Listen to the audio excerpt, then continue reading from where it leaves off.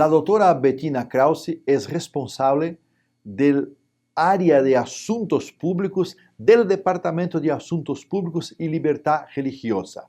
Como abogada, trabaja en la Asociación General desde 2014 y ha brindado un servicio relevante a la Iglesia al establecer contacto con diversas entidades en la ciudad de Washington, capital de los Estados Unidos. Su presentación, titulada El propósito de las actividades de los asuntos públicos en el contexto de la libertad religiosa, destacará 4 puntos importantes que nos ayudarán a comprender más claramente la importancia del ámbito de los asuntos públicos vinculados a la libertad religiosa. Es un placer poder hoy estar con ustedes. He leído muchos informes en los últimos años sobre el trabajo de BARD en la División Sudamericana y el trabajo realmente extraordinario que han realizado, las importantes relaciones y redes que han creado y la forma en la que el nombre de la Iglesia Adventista del Séptimo Día ha tenido prominencia en el ámbito público en muchos países de la División Sudamericana. Y así, probablemente estoy hablando a los convertidos para decir que la defensa y los asuntos públicos están en el corazón de la misión adventista. Esta obra no es el primo pobre de la misión o una ocurrencia tardía de la misión. En muchos lugares alrededor del mundo, el trabajo de BARD es absolutamente central para que la iglesia pueda existir y trabajar libremente. Y en cada país y comunidad, el trabajo de BARD puede contribuir al buen nombre de la iglesia y permite ser más efectiva al compartir las buenas nuevas de salvación. Cuando hablo con grupos y a veces encuentro que hay algo de confusión sobre qué es y qué hace el Departamento de Relaciones Públicas y Libertad Religiosa, la parte de libertad religiosa se explica sola, pero ¿y relaciones públicas? ¿Por qué invertimos tiempo en recursos creando relaciones con personas de influencia, ya sea en el ámbito de la política y políticas públicas o en la comunidad diplomática de nuestra nación? ¿En qué consiste exactamente el trabajo de PAR? Otra pregunta que recibo es, ¿PAR algo que sucede solo a nivel nacional? ¿O es algo que debería ocurrir dentro de las ciudades y comunidades a nivel nacional de la iglesia también? Bueno, justo después del último congreso de la Asociación General, se realizaron algunos cambios a la Working Policy de la Asociación General con relación al trabajo de PAR. Y creo que esto clarifica bastante el alcance y la naturaleza del trabajo de PAR. Se agregó una frase que define el propósito del trabajo de PAR, en parte como colocar a la iglesia en una posición de visibilidad, credibilidad, confianza y relevancia en el espacio público. Claramente, esto no es algo que simplemente pasa en la oficina de la Asociación General o la división. De hecho, esto proporciona un claro mandato para cada pastor, cada miembro de iglesia, para involucrarse en ayudar a las personas de influencia a entender quiénes son los adventistas, qué hacemos, en qué creemos y cómo queremos contribuir a la calidad de vida de nuestras comunidades. Entonces, en el breve tiempo que tenemos juntos, quiero compartir 4 pensamientos que son ideas muy prácticas que para mí definen y le dan forma a mi trabajo en Washington, D.C.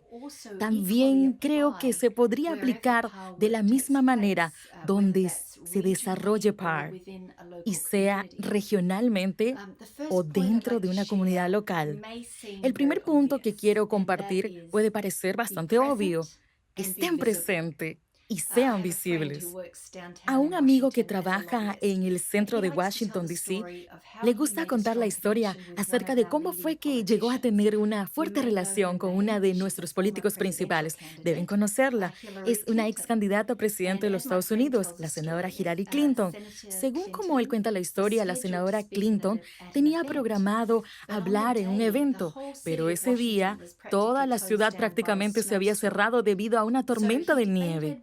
Él se debatió si asistir o no, pero al final caminó una distancia extensa en la nieve y las calles heladas hasta el lugar de la reunión. Allí había pocas personas presentes, pero una de ellas era la senadora Clinton.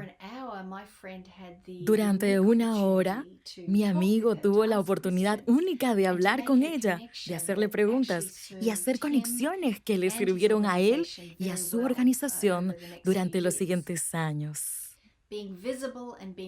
A veces estar presente y ser visible es difícil e incluso puede sentirse como una pérdida de tiempo. Pero no hay un atajo mágico. Tenemos que aparecer en los eventos, pero algunas de las relaciones más útiles que he tenido han surgido de forma inesperada, porque fui a una reunión o a un grupo de coalición, a un evento, aunque no estaba segura de qué tanto ayudaría, pero fui e hice allí una amistad inesperada. ¿Cómo sé que sabe? El 90% de la tarea del PAR, de representar a la iglesia en el espacio público, es simplemente estar presente. Semana tras semana, reunión tras reunión, estar presente en lugares donde se reúnen las personas influyentes. Conocer a otros defensores, hablar con otros grupos religiosos, apoyar a los eventos de otras personas. Ir a reuniones que tal vez solo tengan una remota posibilidad de ser útiles para nosotros. Aprovechar cada oportunidad que se presenta para conocer diferentes grupos de personas. Y en el proceso, con el tiempo, ser la cara reconocible de la iglesia adventista de su comunidad o Capitolio. Washington, D.C., donde trabajo, es extraordinario Capitolio, en un sentido por su naturaleza muy internacional, pero donde quiera que uno trabaje, siempre es útil mapear el terreno de la defensa, dibujar físicamente un plan de las diferentes agencias e instituciones de influencia en su ciudad o nación. En mi ciudad, Washington, D.C., mi paisaje de defensa incluye 6 áreas principales: nuestro cuerpo legislativo, el Congreso y sus representantes y senadores que trabajan en Capitol Hill, la Casa Blanca. También hay algunas agencias federales. La más importante para nosotros como iglesia es el Departamento de Estados de Estados Unidos, junto con el Departamento de Trabajo, el Departamento de Educación, Salud y Servicios Humanos y demás. Luego tenemos al cuerpo diplomático. Hay unas 175 embajadas y misiones extranjeras ubicadas en un radio de 5 millas del centro de Washington, D.C. Allí hay personal diplomático a quienes podemos alcanzar. También hay muchas sedes de organizaciones internacionales en Washington, incluyendo el Banco Mundial, el Fondo Monetario Internacional y, por supuesto, la Organización de los Estados Americanos, que mencionaré nuevamente más adelante. También en Washington, en mi nivel de defensoría, hay otro grupo que son mis colegas defensores. La comunidad defensoría. Hay una próspera red de interreligiosa que opera en Washington. Diferentes organizaciones defensoras que se enfoca en la libertad religiosa, cuidado humanitario, derechos humanos y otras causas. Es aquí, de hecho, donde encuentro los contactos más útiles, porque si enfrento un desafío y yo personalmente no conozco la agencia gubernamental o el individuo correcto que pueda ayudarme, entonces está casi garantizado que uno de mis colegas en el espacio de defensa de Washington sí conozca a alguien y pueda presentármelo.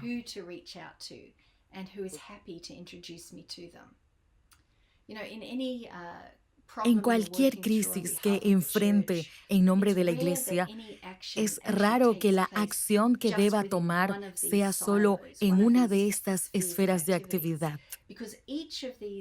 Todas se superponen en cualquiera de los escenarios de la Defensoría.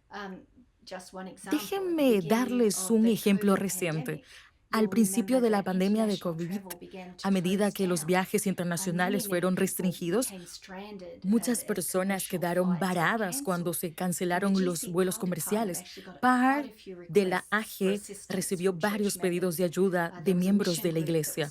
Había un grupo misionero varado en Costa de Marfil, un grupo de 14 obreros misioneros varados en Kenia, y también había un estudiante voluntario en Chad que tenía una enfermedad crónica y quería volver a casa.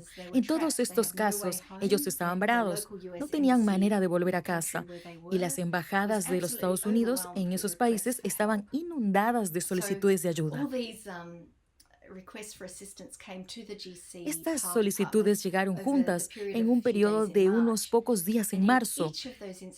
Cada instancia significaba movilizar varias esferas de actividades en Washington, contactarse con el Departamento de Estado de Estados Unidos y las embajadas locales, contactar a miembros del Congreso y recurrir a nuestra red de amigos en la comunidad de defensa.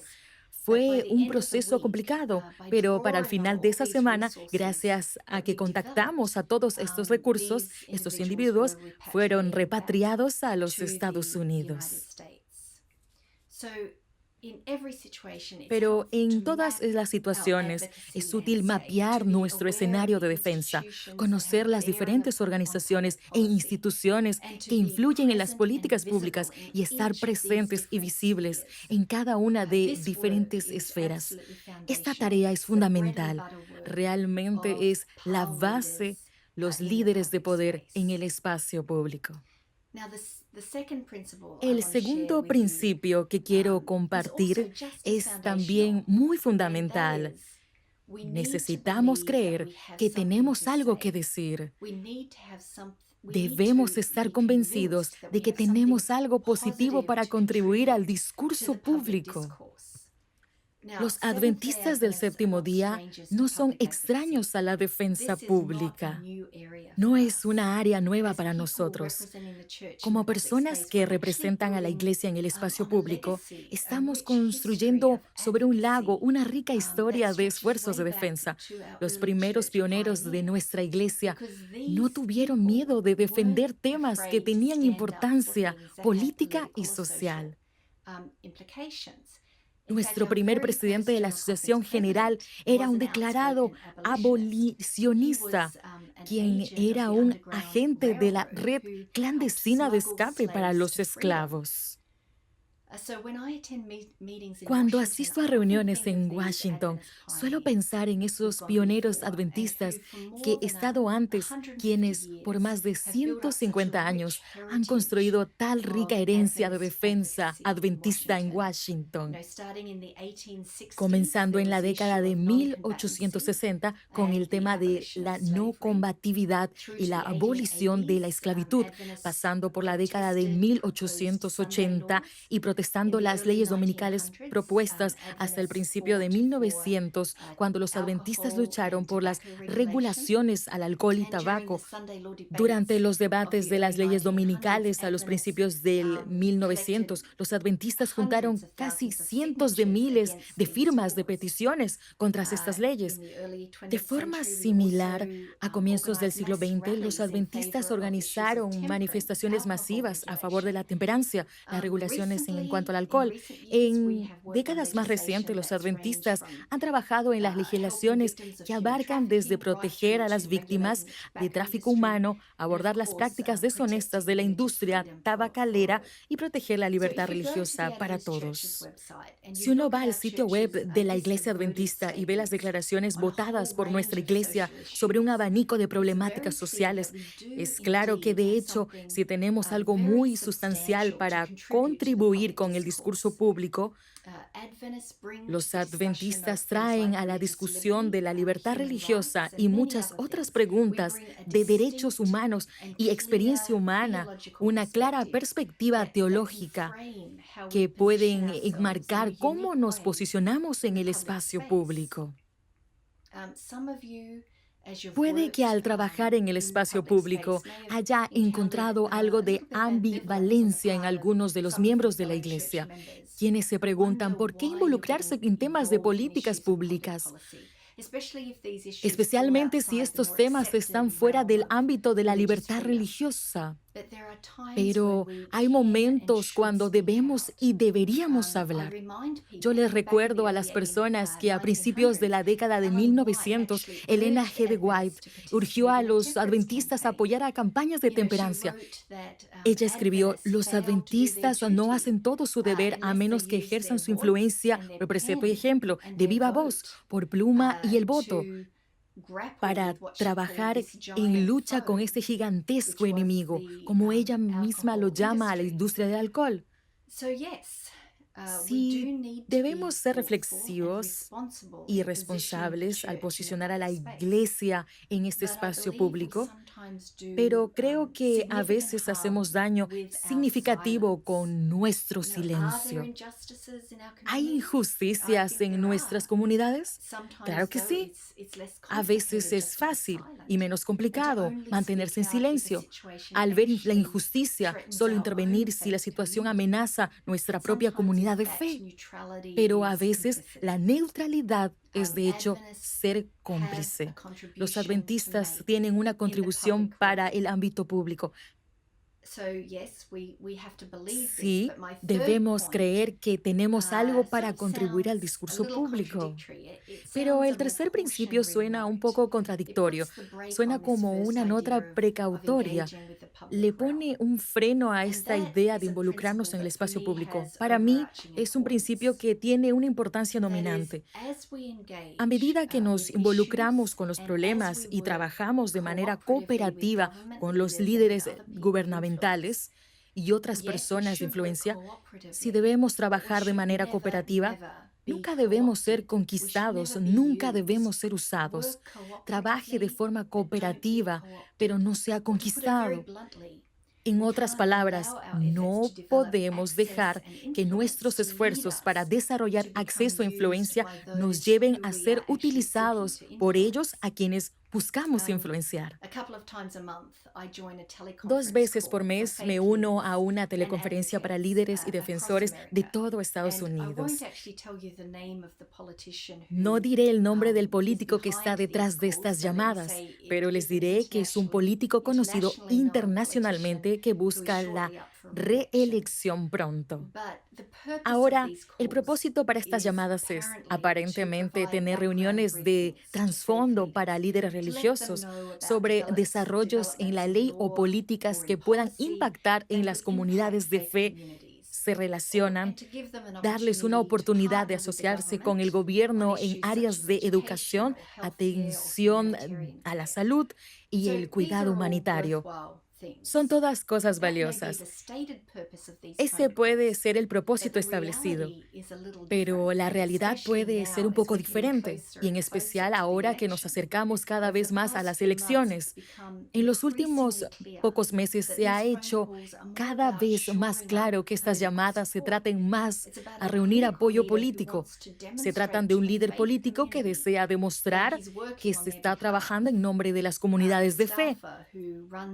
El personal que realiza la llamada a menudo al final dice algo como: recuerden que está llegando el domingo y podrán compartir esta información sobre cómo estamos velando por sus intereses. Esto no debería suceder. Hay una frase en la política que no me gusta nada: el voto cristiano. Es unir la identidad espiritual de uno con objetivos políticos partisanos, como si los dos pudieran mezclarse como una sola cosa. En mi opinión, está apenas más arriba de una fea forma de populismo político, lo cual a veces es llamado nacionalismo cristiano. No es un fenómeno de Estados Unidos. En muchos países alrededor del mundo se piensa que los cristianos son un bloque de votación para candidatos políticos que cortejan su favor y complacen sus intereses percibidos. Esta idea asume que los cristianos puedan en general ser factorizados en ecuaciones políticas y que se pueda confiar en ellos para ayudar a avanzar intereses políticos. Como defensores adventistas individuales, yo creo que enfrentamos un peligro similar a nivel personal. Si necesitamos trabajar de forma cooperativa con los gobiernos, con los defensores, con otros grupos de fe, pero nunca, nunca deberíamos permitirnos ser conquistados, manipulados por otros o desarrollar una lealtad personal, ya sea a un partido político o a un líder político que comience a erosionar nuestra integridad. Esto puede ser una tentación. Nos gusta ser reconocidos, nos gusta sentir que tenemos visibilidad y respeto. Incluso podemos justificarlo diciéndonos que estamos persiguiendo objetivos nobles. Pero el deseo de influencia política y acceso, incluso si en apoyo de un tema importante de fe, puede ser moralmente corruptores y puede distorsionar nuestra brújula moral. Se dice que un estratega político de un expresidente de Estados Unidos afirmó recientemente que los líderes religiosos es el grupo constitutivo más fácil de influenciar en ese país. No piden mucho, dijo. Todo lo que necesitan es una reunión de perfil alto, tomarse una foto y unas pocas palabras de elogio. Otra vez, esto no debería ser así. En nuestro trabajo de Washington, a menudo enfrentamos el desafío de trabajar con instituciones gubernamentales de Estados Unidos sin crear la realidad o percepción de que somos una herramienta o instrumento de la política exterior de los Estados Unidos o de que apoyamos incondicionalmente a algún partido político en particular. Para ustedes, en estos contextos locales, los detalles de sus desafíos serán diferentes, pero en lo esencial, el desafío es el mismo: trabajar de forma cooperativa con los gobiernos y con otros en los objetivos comunes, pero nunca ser conquistados. Nunca permitir que usted o el nombre adventista sea manipulado para el propósito de otra persona. El último principio que quiero compartir con ustedes es: hablen por los demás. Porque yo creo que nuestra voz es más poderosa cuando no solo defendemos en nombre de nuestra iglesia y nuestros propios intereses. Hay dos caballeros que he conocido en Washington que han hecho una profunda impresión en mí. El primero es un periodista de la India, es hindú y actualmente vive y trabaja en Washington como defensor de la libertad religiosa. Sin embargo, aquí está el giro. Él no defiende en nombre de su propio grupo de fe, sino en nombre de la minoría musulmana de India. Los musulmanes en la India son un grupo religioso que continuamente sufren discriminación y a veces hasta persecución. En la crisis actual del COVID, este grupo ha sido acusado de diseminar el virus y privados de acceso a la salud y de cualquier tipo de atención. En cualquier caso, este periodista hindú se ha convertido en un declarado defensor de la minoría musulmana de la India. Asiste a muchas de las mismas funciones y eventos que yo, y hemos hablado en algunas ocasiones, y descubrí que él no tiene una relación personal con la fe musulmana. Sin embargo, en su trabajo como periodista, se familiarizó con las muchas y muchas injusticias que sufre este grupo, y esto derivó a su presente trabajo. Creo que es justo decir que cuando él habla, las personas tienden a escuchar. ¿Por qué? Porque su voz tiene una resonancia moral, porque él no tiene interés personal con el tema, más allá de un simple sentido de solidaridad humana con los que son perseguidos. El segundo caballero que me ha impresionado profundamente es un vocero de la fe Sikh.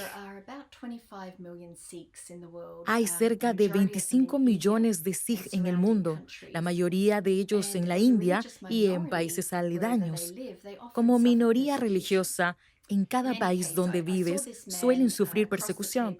En cualquier caso, vi a este hombre en un grupo de trabajo congregacional que asisto. Bueno, los Sikhs visten un tocado distinto, el dastar, y supe que era un Sikh. Luego me presenté y le pregunté sobre un reciente informe de violencia contra la comunidad Sikh en Afganistán. Él confirmó que era cierto, pero luego dijo, sabe, no es mi lugar aquí en Washington en enfocarme en esas cosas, pero me he dado cuenta que mi voz es mucho más poderosa cuando hablo en nombre de otras personas. Al hablar más con él, descubrí que su portafolio de defensa estaba principalmente lleno de temas de Sikh, sino con temas relacionados con otras minorías religiosas. Esto es en lo que él se enfoca, porque cree que construye mejor la reputación y prestigio de su comunidad al protestar sobre las injusticias contra otros, en lugar de quejarse sobre el trato de su propio pueblo.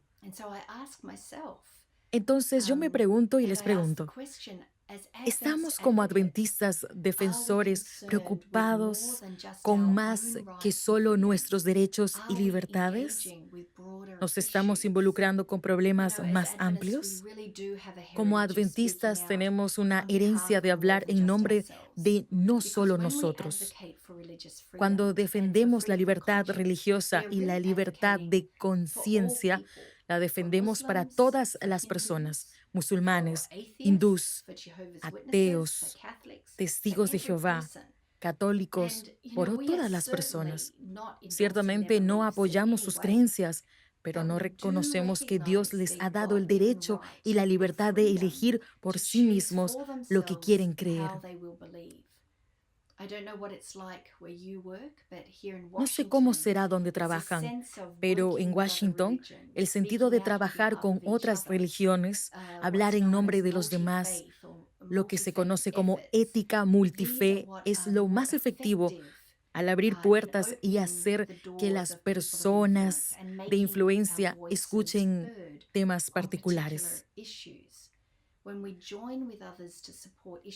Pero al unirnos con otros para apoyar temas que les importan y a su vez invitarlos a apoyarlos en temas que que no nos preocupen, estamos construyendo redes y relaciones que nos ayudarán, no solo cuando es solo trabajo normal, sino también en tiempo de crisis.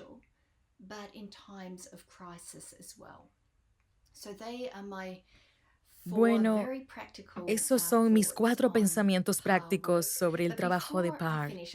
Antes de terminar, solo quiero mencionar un aspecto nuevo de nuestro trabajo en Washington.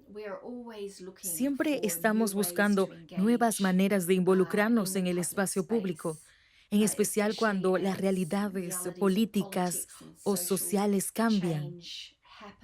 Y a medida que enfrentamos un nuevo desafío, entonces buscamos maneras diferentes, áreas en las que aún no estamos involucrados. Tenemos la misión de conectar con diferentes organizaciones multilaterales e internacionales. Pero hay una organización en Washington la cual en el pasado no hemos contactado de forma apropiada y es la Organización de Estados Americanos conocido como la OEA. La OEA no es tan conocida como la Unión Europea, pero de hecho es la organización regional más antigua del mundo. Es la organización gubernamental política, judicial y social más grande en este hemisferio. Reúne a los 35 estados independientes de las Américas y se sientan juntos en el concilio. En otras palabras, es una institución que de hecho impacta a un gran número de miembros de la Iglesia Adventista. Su alcance abarca la DNA, DIA y DSA. Las áreas principales en las que se enfoca son los derechos humanos, la democracia, la seguridad y el desarrollo.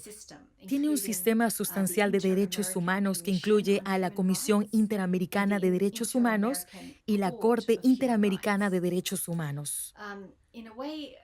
De alguna manera, queremos desarrollar con la OEA la misma relación que tenemos con las Naciones Unidas, porque por muchos años la Iglesia Adventista ha tenido estatus de sociedad civil en la ONU.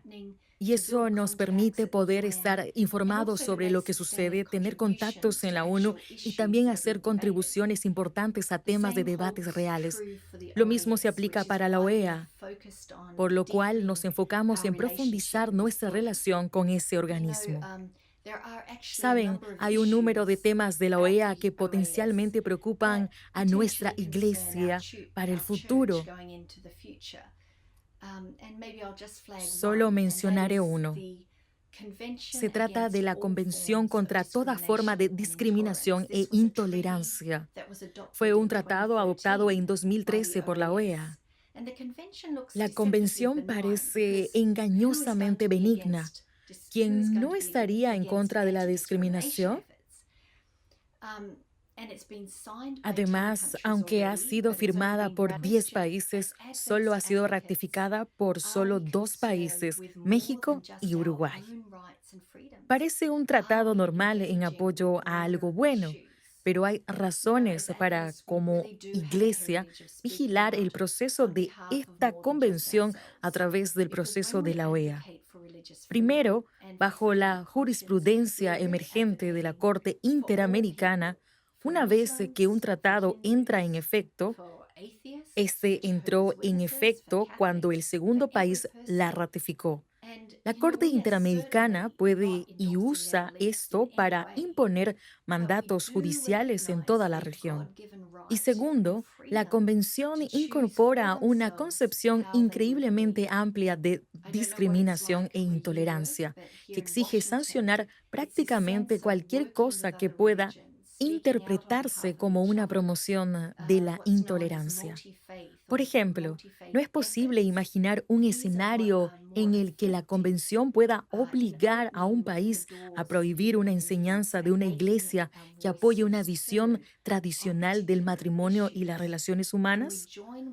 De hecho, también hay un caso judicial pendiente ante la Corte Interamericana de Derechos Humanos que toca esta área. Este es un caso de Chile que involucra a una profesora católica cuyas credenciales docentes le fueron quitadas luego que ella comenzó una relación con una persona del mismo sexo. El resumen es que la Comisión Interamericana de Derechos Humanos mantiene que Chile es internacionalmente responsable de una violación de derechos humanos porque se violó el derecho de la profesora a la no discriminación. Claramente esto presenta todo un panorama de debates potencialmente difíciles que podría impactar los procesos de la toma de decisiones al contratar y despedir en las instituciones religiosas. Estos son solo algunos casos de lo que sucede en la OEA, que nos hace buscar fortalecer nuestra presencia en la sede de la Organización de los Estados Americanos en Washington, D.C. Y con esto termino, y les deseo a cada uno de ustedes las más ricas bendiciones de Dios al presentarlo a Él y a su iglesia en el espacio público. Oro para que todos, donde vivamos y trabajemos, continuemos posicionando a nuestra iglesia en un lugar de visibilidad, credibilidad, confianza y relevancia en nuestras comunidades y en nuestras naciones. Que Dios los bendiga. La doctora Bettina nos ayudó a comprender claramente las razones por las cuales la Iglesia Adventista debe invertir tiempo en la acción de relacionarse con los gobiernos y oficiales públicos. El propósito es colocar a la Iglesia Adventista del Séptimo Día en una posición de visibilidad, credibilidad, confianza y relevancia. Para lograr este objetivo, sus recomendaciones son: 1. Esté presente, sea visible. Participe en eventos, reuniones, congresos, donde pueda conocer gente y establecer una red de contactos. 2. Debemos asumir que tenemos algo importante que decir, aunque seamos una minoría religiosa. No debemos tener miedo de defender las convicciones y pensamientos de la Iglesia Adventista. Nuestro aporte es muy importante para la sociedad. 3. Al trabajar en cooperación con los gobiernos, no debemos permitir jamás que se utilicen de la Iglesia con fines políticos. Debemos preservar nuestra identidad más que todo. 4. No debemos defender y luchar solo por asuntos que sean de nuestro estricto interés, como la guardia del Estado, por ejemplo. También debemos hablar por aquellos que no tienen voz y defender la libertad religiosa para todos.